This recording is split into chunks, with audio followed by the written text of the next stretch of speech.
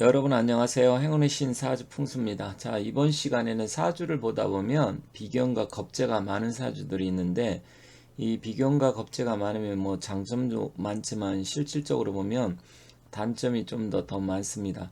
그래서 인생을 살아가는데 여러 가지 문제가 많게 되는데 특히 비견과 겁재가 많아서 문제가 되는 그러한 사주에 대해서 간단하게 살펴보도록 하겠습니다. 혹시 사주를 공부하시는 분들은 제가 말씀드린 걸 쉽게 이해할 수 있지만 사주에 대해서 잘 모르는데 내 사주에 이렇게 보니까 비견과 겁재가 많다라 하시는 분들은 한번 잘 유의 있게 봐주시면 좋겠습니다. 혹시 조금 제가 가급적이면 쉽게 설명하려고 말씀드리겠지만 이해가 안 가시는 분은 한 번에 이해하려고 하지 마시고요. 몇 번에 걸쳐서 이렇게 듣다 보면 이 얘기가 이 얘기구나 쉽게 이해가 가니까 너무 처음에 뭐 힘들다 겁을 먹고 이렇게 하지 마시고 한번 천천히 들어주시면 좋겠습니다. 사주의 오행 중에 비교는 자기 자신 본인을 나타냅니다. 내가 예를 들어서 목의 날에 태어났으면 목이 비견인데 만약에 이제 어떤 사람 화의 날에 태어났다 그러면 화가 자체가 비견입니다. 그런데 이제 비견과 겁재라는 게 있는데 겁재는 같은 오행인데 내가 양이면 음의 기운을 겁재라고 합니다. 음양만 바뀐 거예요. 그래서 음이면 또 양이 겁재가 되고 음끼리는 비견이 됩니다. 이거는 뭐 여러분께 혹시 모르신다면 만설에게 보면 비견과 겁재 나뉘어져 있기 때문에 그대로 보시면 될 것 같아요. 근데 사주에 이렇게 비겁이 많으면 성격이 대체로 강하고 자존심이 셉니다.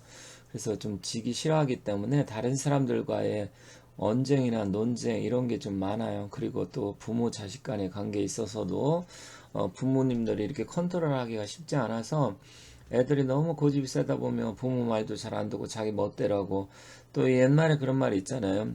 자식 이기는 부모가 없다. 이렇게 됩니다. 그러다 보니까 참 힘들긴 합니다. 그래서 이런 사람들은 평소 좀 겸손해야 되고요. 타인에 대한 배려심 이런 게 좀 필요합니다. 그래서 남성이나 여성이나 또 비견겁제가 많으면 배우자 운이 대체로 좋지 않습니다. 그래서 특히 이제 남성 같은 경우는 부인을 굉장히 좀 닥달하고 좀 못 살게 구는 편인데 어쨌든 궁합이 잘 맞는 사람 만나야 좀 되지 않을까 이렇게 생각이 됩니다. 그래서 서로에 대한 이해심이 많고 이것을 충분히 성격적으로 이해를 해주는 배우자를 만나야 좋다 이렇게 말씀드리겠습니다. 비견겁제가 많으면 이걸 군비쟁제 사주라고 하는데 몇 가지 특징이 있는데 한번 살펴보도록 하겠습니다. 자, 첫 번째로 남성은 여복이 없고요. 이 부인을 좀 힘들게 합니다.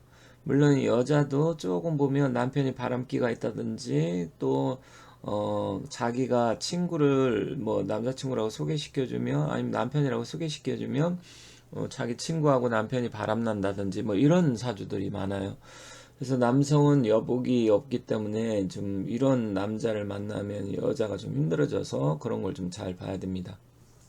그리고 재물복이 좀 적어요. 그래서 사기를 좀 잘 당할 수 있습니다. 이건 뭐냐면 자기가 자신 있고 뭐 내가 설마 이렇게 하는데 남이 나를 속이겠어? 이런 자신감, 쓸데없는 자신감, 그리고 고집.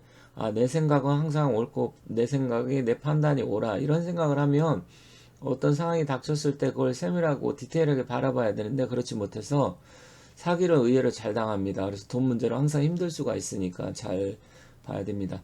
그리고 형제들과 사이가 좋지 않고 옛날에는 비겁이 많으면 형제가 많았는데 요즘은 뭐 그렇게 많지 않기 때문에 요즘은 과거처럼 뭐 비겁이 많다 그래서 형제가 많다 이렇게 보기는 어렵습니다. 다만 뭐 이제 엄마 아버지가 이혼하고 재혼을 하면 이제 뭐 배달은 뭐 형제들끼리 이렇게 이제 또 들어와서 서로 재혼하면 그렇게 될 수도 있죠. 그런 저기가 있을 수 있습니다. 다른 형제죠. 그래서 이런 부분도 있을 수 있고 또 친구들과는 의리가 좋습니다. 그래서 의리파가 많아요. 내가 뭐 친구들하고 의리 하나 없으면 어떻게 살아? 그러니까 의리가 최고지. 그래서 친구들한테 뭐 돈도 이렇게 착착 잘 빌려주고 뭐 친구들 밥도 잘 사주고 하는데 오히려 실속이 없습니다. 그래서 이런 부분은 나중에 시간이 지나면 옛날에 내가 친구놈들한테 이런 거 많이 해줬는데 친구들이 나를 배신하네 이렇게 생각할 수도 있는 그런 사주예요. 그리고 동업에 불리합니다. 동업에 불리하기 때문에 혼자 독립적인 일이 좋아요. 사업을 하더라도 누구하고 동업하면 안 되고요. 자기 혼자 하는 게 좋고 아니면 뭐 연구라든지 뭐 혼자 할 수 있는 개인적인 일 이런 또 자신의 혼자 능력을 발휘할 수 있는 일, 이런 게 좋습니다. 그래서 이런 사람들은 어떻게 돼야 되냐면 대운이나 세운 운에서 식신, 상관, 재성, 관성 운이 와야 좋습니다.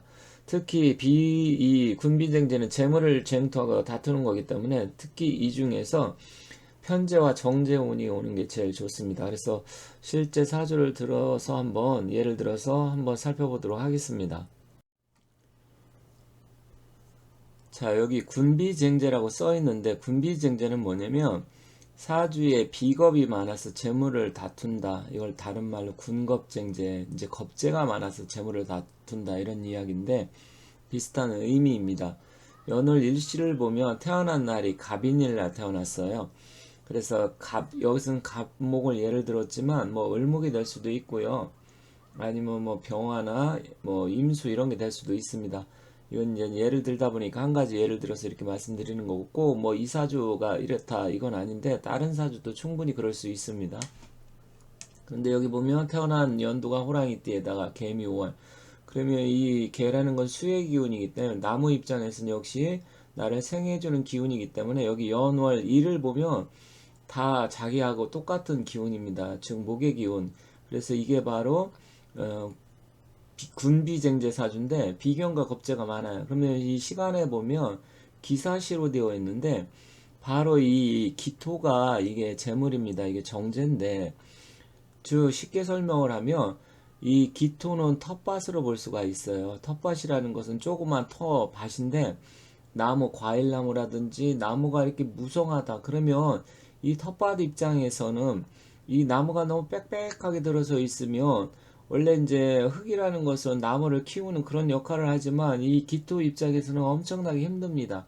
그러면 이 나무들은 서로 그 토의 양분을 빼앗아서 자기가 자라야 되기 때문에 좁은 땅덩어리에서 이렇게 나무가 그냥 숲을 잃어가고 빽빽하면 결국 어떻게 되겠어요? 나무가 이 중에 이제 말라서 죽든지 영양분을 못 뺏어 먹어서 죽든지 뭐 죽는 나무들이 생기잖아요. 이게 바로 쟁제. 기토는 이때 재물, 나무 입장에서 재물이 됩니다. 그래서 쟁제가 일어난다는 거예요. 그러니까 쉽게 말씀드리면 빵 한 조각 있는데 나 혼자 먹을 땐 괜찮은데 네다섯 명이 같이 있다. 옛날 흥분의 집 생각하시면 돼요. 그게 이제 어떻게 보면 군비생제라고 보면 돼요. 때거리도 없고 뭐 쌀 한 톨도 없는 집안에서 예를 들어 형제는 많다. 그러면 어떻게 되겠어요? 나눠 먹는 게 많죠. 그러면 돈이 들어와도 돈이 남아나지는 않아요. 이게 바로 군비생제입니다. 그럼 이런 사주는 언제가 좋냐? 아래 보시면 운에서 정묘, 무진, 뭐 기사, 경호, 신미 이렇게 다행히 이런 사주 운이 너무 좋게 들어와요. 아까 식재간, 식신상관, 그다음에 편재, 정재, 현관, 정관이 들어올 때가 좋은데 여기서는 특히 나무의 입장으로 본다고 하면 여기 무진하고 기사 있을 때 이 토의 기운이 올 때가 좋습니다. 특히 무진 대운이 엄청나게 좋아요. 텃밭이 확 넓어지는 거예요. 그러면 빽빽하게 들어서 있던 나무들이 이제 좀 여유 있게 좀 넓혀 갖고 예를 들어 갖고 뭐 1m마다 다닥다닥 나무가 심어져 있었는데 이제 텃밭이 넓어지니까 5m, 10m 이렇게 넓게 있으면 여유가 있잖아요. 그런 형태로 보시면 됩니다. 그래서 군비쟁제 사주에서는 일단 텃밭이 넓어야 된다. 즉 재물이 와야 제일 좋습니다. 식신 물론 식신은 나무의 기운을 빼주는 거고 또 편관 정관은 도끼날이 돌아서 나무를 가지치고 잘라주는 건데 그런 거보다는 텃밭이 넓은 게 더 좋잖아요. 쉽게 상식적으로 생각을 하면 그러니까 도끼가 와서 나무를 자르는 것보다는 일단 뭘 잘라주기도 해야 되겠지만 넓은 텃밭이 있으면 뭐 그런 거 나한테 상처를 안 받으면서 훨씬 더 내가 먹을 게 많아지니까 훨씬 더 좋잖아요. 그래서 이런 군비쟁제에서는 제일 좋은 거는 재물이 와야 된다. 그럼 화의 입장. 화 같은 경우는 불이잖아요. 그러면 화가 있을 때 제일 좋은 것은 금의 기운이 오는 게 제일 좋고요. 수의 기운, 수라는 것은 이제 물이 막 철철 넘쳐요. 그때는 먹을 게 뭐냐? 불입니다. 수의 입장에서 불이 오는 게 좋고요. 토의 입장에서는 물이 오는 게 좋습니다. 그래서 무조건 그런 기운을 오는 게 제일 좋다. 이렇게 보시면 되겠습니다. 자, 여기 다시 보시면 뭐 비견과 겁재는 같은 기운이라 했습니다. 정인도 나를 생해주는 거기 때문에 같은 기운인데 이렇게 뭐 정제가 한 개 있을 때 이걸 바로 군비쟁제, 군겁쟁제라고 합니다. 그랬을 때 아래 보면 편제, 정제가 올 때가 제일 좋다. 그 다음에 뭐 식신상간, 편관정간도 괜찮긴 하지만 어쨌든 편제 정제가 첫 번째로 제일 좋습니다. 왜냐면 형제가 많을 때는 먹을 게 오는 게 제일 좋은 거예요. 그래서 일단 먹을 게 있어야 서로 나눠 먹기 때문에 비견 겁재가 많을 때는 무조건 제일 좋은 것은 먹을거리, 즉 편제 정제가 제일 좋다. 이것만 여러분 아시면 돼요. 일단 뭐 내가 불의 날에 태어났건 수의 날에 태어났건 아니면 토의 날에 태어났건 가장 좋은 거 내가 비견 겁재가 많다 그러면 편제 정제가 올 때가 최고로 좋다. 그때 돈복도 들어오고 일도 잘 되고 또 남자 같은 경우는 좋은 여자 만날 가능성이 있고 또 전체적으로 했을 때 부자가 될 수 있는 그런 기운, 횡재운도 들어오고 그래서 일단 현재 정제 이때가 제일 좋다. 그리고 나머지 이제 식신상관, 편관정관도 나쁘진 않다. 하지만 평제 정제가 제일이다. 이렇게 말씀드리겠습니다. 마지막으로 한 가지 더 비유를 해드리겠습니다. 여기 대형 트럭 있잖아요. 트럭이 굉장히 큰데 이제 도로를 달리는데 이 빈 트럭, 그러니까 이게 빈 트럭이라는 것은 뭐냐면 비경겁제 힘이 세니까 그렇게 봤을 때 이 트럭에 싣고 가야 될 것은 당연히 짐이겠죠. 짐이 재물이에요. 그게 바로 편재 정제라는 겁니다. 내가 트럭이 굉장히 커. 물론 작은 트럭도 있겠지만 큰 트럭인데 맨날 빈 차로 다녀요. 싣고 다니는 게 없습니다. 짐이. 그러면 이 트럭은 아무런 가치가 없고 결국 기름값만 날라가고 힘들고 돈만 쓰게 되는 거잖아요. 그랬을 때 바로 짐이 바로 편재 정제다. 짐을 실어야 돈이 된다. 이해 가시겠죠? 그래서 군비쟁제 사주는 이 빈 트럭, 그것도 큰 대형 트럭에 비유할 수 있습니다. 그러니까 뭐 군비쟁제가 아니고 비경 뭐 이런 게 한 개 정도 내지 두 개 있을 땐 작은 트럭으로 비유할 수 있는데 이 군비쟁제는 비경업체가 많았을 때 이렇게 대형 트럭 그것도 빈차라고 볼 수 있습니다. 이때는 짐을 실어야 됩니다. 그게 바로 편재 정제다. 충분히 이해하셨죠?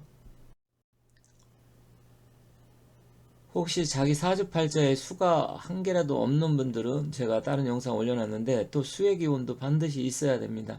그런 부분에 관심 있는 분들은 제가 영상을 이미 많이 올려놨으니까 한번 찾아서 봐주시면 좋겠습니다.